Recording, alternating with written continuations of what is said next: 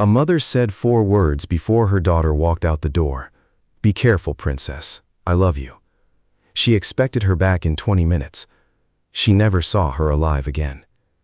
This is the story of Kristy Wesselman, a 15-year-old girl who walked to the store on a warm Sunday afternoon in July 1985 and never came home.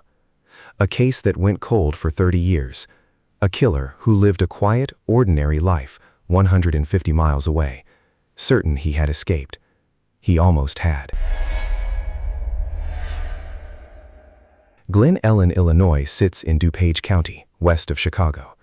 In 1985, it was exactly the kind of place families moved to deliberately.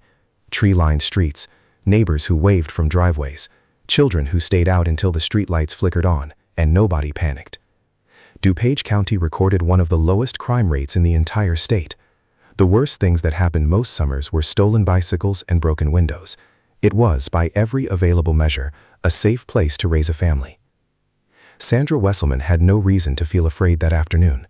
Not yet. Kristy was born on April 19, 1970, the youngest daughter in the Wesselman household.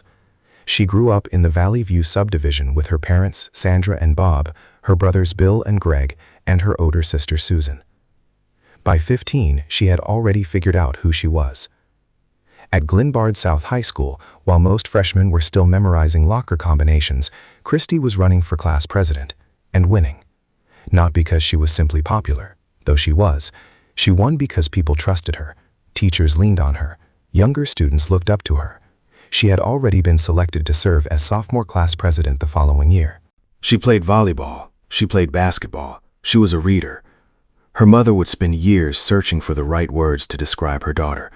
The ones she kept returning to were simple: vibrant, spirited, gifted, amazing. She wasn't done yet. That was the thing about Kristy Wesselman. She was just getting started. July 21st, 1985 was a Sunday. It started the way the best summer days do, with no real plan. Sandra and Kristy had decided to spend the afternoon watching old movies together. Nothing significant, just a mother and her daughter on a warm Illinois afternoon, with nowhere to be and nothing urgent waiting. Then Sandra wanted something sweet. The Jewel supermarket was close, a short walk along a well-worn path that residents of Valleyview used constantly, cutting through the neighborhood toward the corner of Butterfield Road and Illinois Route 53.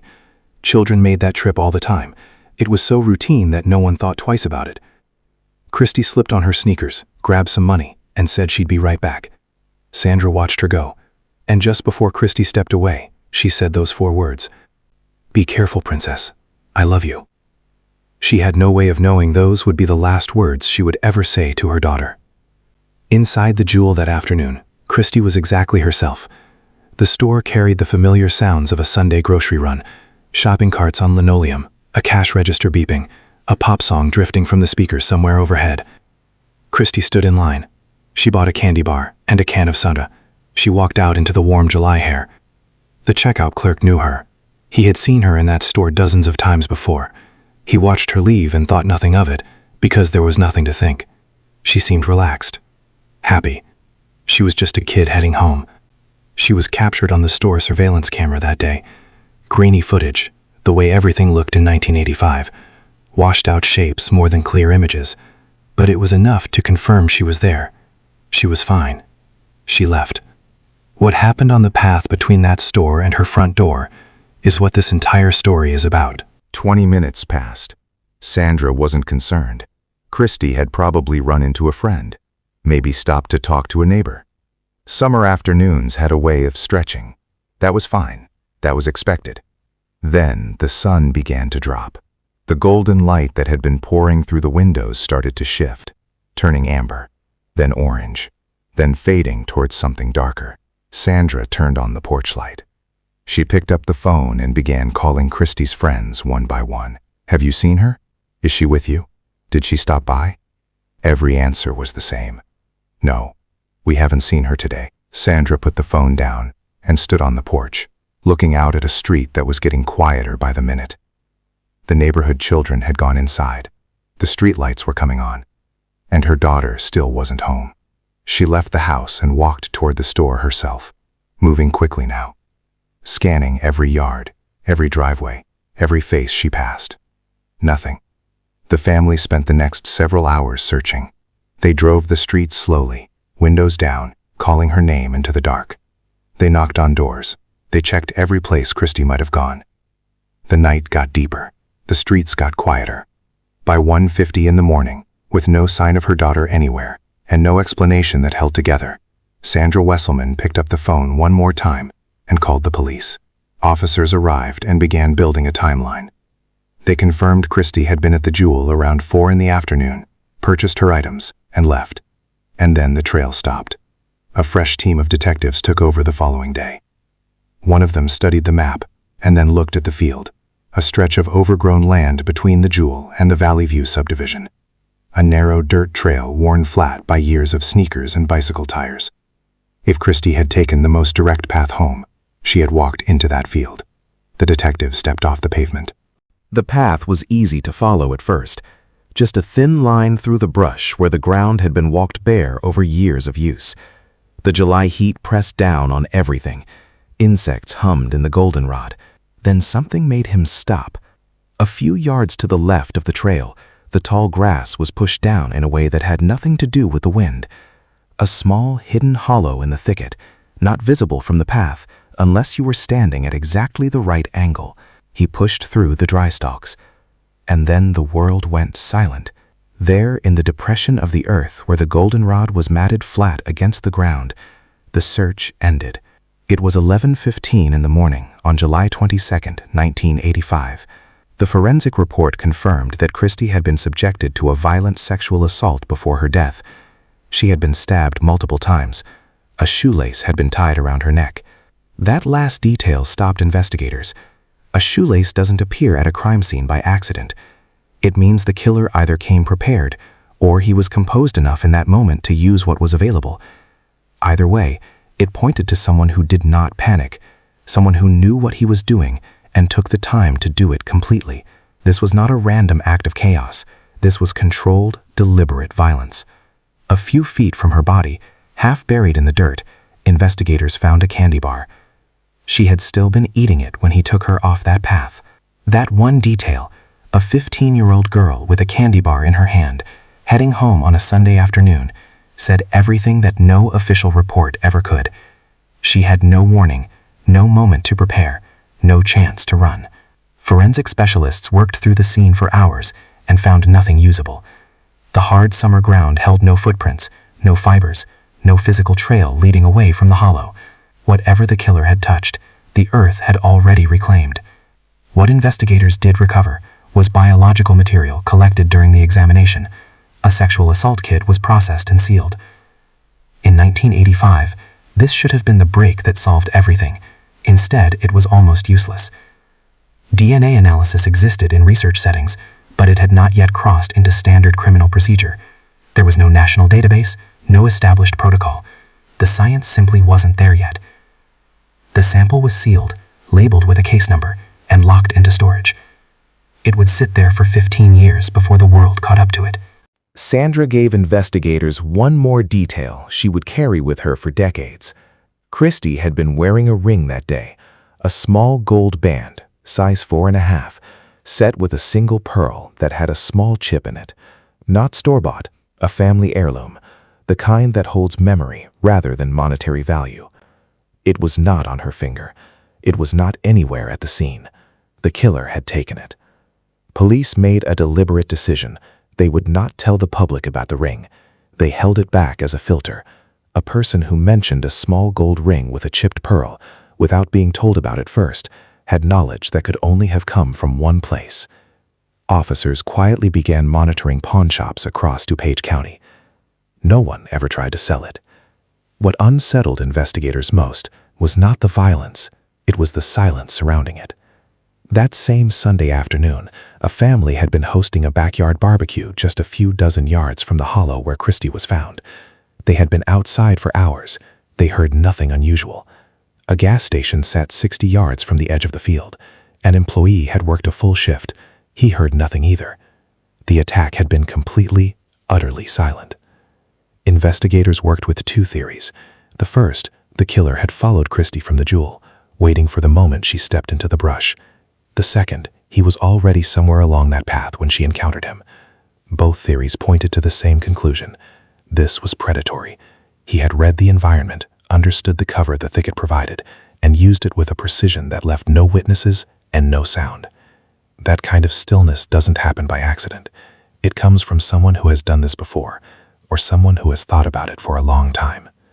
3 years passed. 3 years of tips that went nowhere. 3 years of suspects interviewed and cleared. 3 years of a family waiting by a phone that never rang with the right news.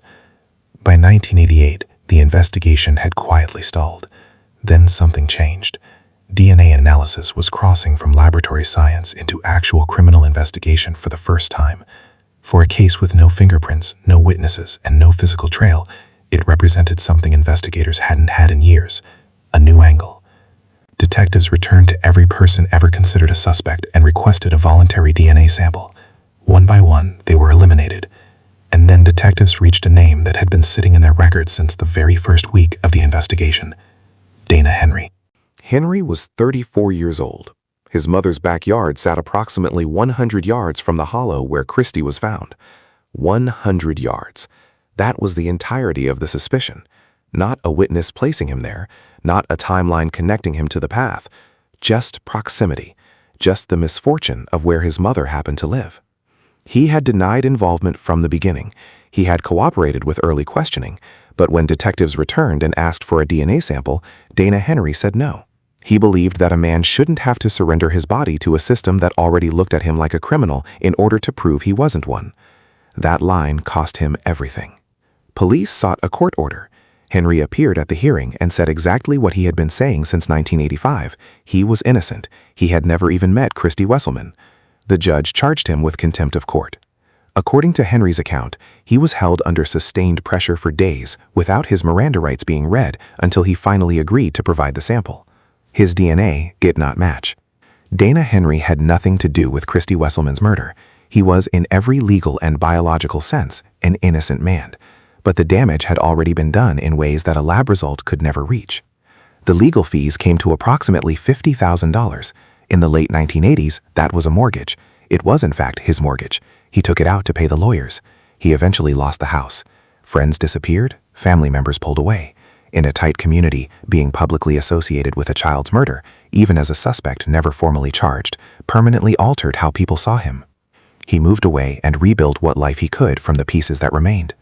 Decades later, sitting across from reporters, he described what those years had felt like in 2 sentences. "I've had 2 settings over the last 30 years, angry and depressed."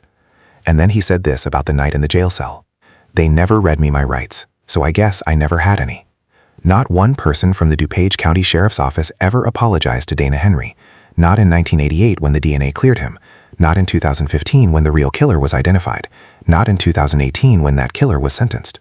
The 1990s arrived, and the case file sat in a drawer. Outside that drawer, the world kept moving without Kristy in it. Her Glenbard South classmates graduated. They went to college. They found people to love. They held their own newborns in hospital rooms. They sat at kitchen tables watching their children do homework. Kristy's classmates turned 20, then 30, then 40. Kristy stayed 15. Sandra didn't leave. She kept the same phone number. She called the sheriff's office and asked if anything was new. The answer never changed. She called again the next time because stopping felt like a second loss she was not willing to accept. In 2000, investigators submitted the DNA profile to CODIS, the Combined DNA Index System, a national database built for exactly this kind of case. A profile with no name attached, entered into a system that compared it automatically against convicted offenders across the country. Every year after that, the system got faster. The database grew by millions of names. And every year, that silent profile from 1985 scanned those millions of entries and found nothing. It was a digital ghost looking for a match that didn't exist in the system yet. In 2002, something happened in Springfield that would matter enormously, though no one understood how much yet. Joe Burgett, who had served as DuPage County State's attorney and carried Kristy's case as a professional wound for years, pushed a new law through the Illinois legislature. From that point forward, any person convicted of a felony in Illinois was required to submit a DNA sample to the state database. Burkett said directly that Kristy's case had driven him to fight for it. It was a gun loaded quietly in 2002 and placed on a shelf. Nobody in that room knew whose name it would eventually fire. In 2011, Sandra made a decision. She stood at a press conference and released a detail that investigators had protected for 26 years. The ring. The small gold band, size 4.5, with the chipped pearl setting that had been on Kristy's finger when she walked out the door, and had never been seen again. Now there was nothing left to protect it for. The leads had dried up. Every trail had gone cold. The ring was the last card left to play. Sandra stood at that podium, and then she stopped addressing the room and spoke directly to the man she had spent 26 years waiting to face. She spoke slowly, deliberately. There's a man out there who thinks he got away with murder. Please help us take away his dream. He stole all of Kristy's. The tip lines generated some activity. Detectives worked through 25 new leads over the following year. Every single one dissolved. After 2011, the silence returned like it had never left. On September 10, 2015, a computer at the DuPage County Crime Laboratory processed what looked like a routine database comparison. The profile that had been sitting in CODIS for 15 years, the biological evidence sealed in a kit in 1985, uploaded in 2000, scanning silently through every year of silence that followed, stopped on something. After 30 years, the digital ghost had found its match. The name on the screen was Michael R. Jones, 62 years old, Champaign, Illinois, 150 miles from Glen Ellyn. The team pulled up his file. His name had never appeared in the Kristy Wesselman case, not once, not as a suspect, a witness, a neighbor, or an acquaintance. In 30 years of tips, leads, interviews, and dead ends, Michael R. Jones had never surfaced. He had been completely, perfectly invisible. Here is how his DNA ended up in the system. In July 2015, Jones had been arrested in Champaign County for aggravated domestic battery. He pleaded guilty. He was sentenced to 1 year of probation, and under the Illinois law that Joe Burkett had fought to pass in 2002, the law inspired directly by Kristy's unsolved murder, he was required to submit a DNA sample to the state database. He handed it over without resistance. He had no reason to believe it would connect him to anything. The sample was processed. It entered CODIS. The system ran its comparison on September 10, 2015. It matched. The gun that had been loaded in 2002 had finally fired. Michael Jones had first drawn the attention of law enforcement in 1976 when he targeted a woman and assaulted her. That case did not end in a conviction. Years later, that woman stood outside a DuPage County courthouse after sentencing and introduced herself to the room in a single sentence. I was Michael Jones's first victim. Not his first known victim, his first victim. The one who existed before the records, before the convictions, before anyone was paying attention to what kind of man Michael Jones actually was. A year later, in 1977, he escalated. An 18-year-old woman was riding her bicycle on the northwest side of Chicago. Jones drove his car directly into her, knocking her to the ground. He forced her into his residence at gunpoint. He was convicted and sentenced to 10 to 20 years.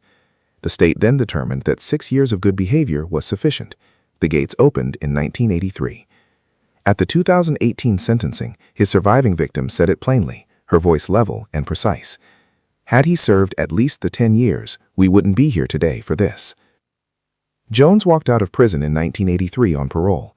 2 years later, on a warm Sunday afternoon in July 1985, he was somewhere in the area of Glen Ellyn. Investigators believe he traveled frequently on long solo trips and had family in the Chicago area. If he was only there for a few hours, there would have been no reason for his name to appear in any local record. He was still on parole for what he had done to that woman on the bicycle when he followed Kristy Wesselman into that field. In the 30 years between 1985 and 2015, Jones had married. His first wife eventually obtained a restraining order against him. He lived in Champaign for decades, described by neighbors as quiet and unremarkable. He had also been, according to people close to him, deeply interested in detective novels and true crime television. He wasn't just a killer, he was a student of the process. He sat in his quiet home, reading about forensic mistakes, perhaps comfortable in the knowledge of an evidence kit sitting in a DuPage County storage room that had spent 30 years with nothing to say. What he didn't know was that the world outside that storage room had been changing. The databases were growing. A law passed in 2002 had been waiting specifically for a moment like his July 2015 arrest. He had been careful for 30 years. One domestic dispute ended all of it. On September 21, 2015, Michael R. Jones was arrested and taken to the DuPage County Jail. He was held without bail. When investigators sat across from him and showed him a photograph of Kristy Wesselman, a 15-year-old girl who had been murdered 30 years earlier, Jones looked at the image and said something that told him everything they needed to know about the man they were dealing with. "As God is my witness, I've never seen her before." No hesitation, no flicker of recognition, just a flat, practiced denial delivered by a man who had spent 30 years living as though that Sunday afternoon in 1985 had never happened. The DNA said otherwise. The DNA, it turned out, does not negotiate with a man's version of himself. Investigators didn't call Sandra Wesselman with the news. They boarded a plane to Colorado, where she had been living, and knocked on her door in person. Because after 30 years of phone calls with no answers, the answer deserved to arrive differently. It deserved to be carried by people who could sit across from her, look her in the eye, and say the words out loud. They told her they had a match. They told her they had a name. Her son Bill put his own reaction into one sentence. "My initial reaction is one of shock and awe. We've been waiting for news like this for 30 years, and it finally came." The legal process moved slowly, the way it always does when the stakes are absolute. Jones sat in the DuPage County Jail through 2015, through 2016, through 2017. His attorneys challenged the evidence, building a defense around the integrity of the DNA testing process, because when the biological evidence is unambiguous, the only available argument is to attack the chain of custody that produced it. The family waited again. 3 more years of waiting added on to 30 years of waiting. Then on January 18, 2018, Michael Jones appeared in a DuPage County courtroom and entered a guilty plea to 1 count of murder. He had been scheduled for trial that same day. He chose, at the last possible moment, to avoid the full exposure of a trial. The state agreed to request 80 years. The family had not been given 33 years back, but they had been given a guilty plea, an admission on the record in open court that Michael R. Jones had murdered Kristy Wesselman. 5 days later, on January 23, 2018, they gathered in Wheaton for the sentencing. Sandra Wesselman was 78 years old. She walked into that courtroom carrying a photograph of her daughter. When the moment came for her to speak, she stood up and delivered an 11-minute victim impact statement that she had waited 33 years to give. She glanced at Jones only once. She did not speak to him. She spoke about Kristy, about who she was, and what had been taken from the people who loved her. Kristy was murdered on July 21, 1985. We were denied our right to see what the final results of her journey would have been. She described what Kristy had missed, not as a list of milestones, but as a series of moments that had happened to everyone around her and never to her. Kristy did not have the chance to go to her brother's or sister's weddings. She never knew the joy of getting to know her nieces and nephews. She paused. What she would have become will forever be an unfinished book. Jones sat at the defense table throughout all of it. He said nothing, not a word of explanation, not a single acknowledgement directed at the people whose lives he had permanently altered. Judge George Bacalus looked at the man in front of him and delivered the sentence. 80 years. Parole eligible no earlier than 2057. Based on his conduct, the defendant has earned each and every day of his sentence. Jones would be over 140 years old before he was eligible for release. He will die in prison. That is not speculation. That is arithmetic. There was one more person in that courtroom who deserves to be named. Dana Henry had driven to Wheaton to watch the sentencing of the man whose crime had been used to destroy him. He had spent 30 years in the wreckage of a suspicion that DNA proved was wrong. He came to that courtroom hoping that watching the real killer receive justice would give him something back. It didn't. He told reporters afterward that the closure he had hoped for simply wasn't there. The verdict hadn't returned what had been taken from him. The sentence hadn't restored a single year of the life that had been dismantled by a system that was supposed to find the truth. I've had 2 settings over the last 30 years, angry and depressed. Standing outside that courthouse in January 2018, with the real killer finally behind bars, the setting hadn't changed. Not one person from the DuPage County Sheriff's Office ever apologized to Dana Henry. He had never even met Kristy Wesselman. After the sentencing, Kristy's former classmates came together to do something. They reinstated the Kristina Wesselman Memorial Scholarship at Glen South High School. The scholarship is awarded every year to the student who serves as freshman class president, the same role Kristy had held. Because while Michael Jones spent 30 years believing he had erased a 15-year-old girl from the story of DuPage County, Kristy's name was being carried forward quietly and persistently by the people who had loved her. He took her life. He did not take her legacy. Every year, a new student at Glenmard South steps into a leadership role and carries her name with them into their future, the future she was never allowed to have. That is what he could not touch. That is what survived him. Sandra Wesselman watched her daughter walk out a front door on a Sunday afternoon in 1985 and said 4 words she didn't know would be the last. It took 30 years, 1 domestic dispute, and a law that Kristy's own unsolved murder had inspired to finally bring the answer home. But here is what 30 years could not change. Kristy Wesselman was vibrant, spirited, gifted, amazing, a class president at 15 with a trajectory that pointed somewhere significant. A girl who loved old movies and volleyball and her family, and a Sunday afternoon with nowhere to be. She was not just a case number in a DuPage County file. She was an unfinished book, and the people who loved her have never stopped reading. If this story stayed with you, please take a moment to like this video and subscribe to the channel. It helps more people find stories like Kristy's, stories that deserve to be told and never forgotten. Thank you for watching.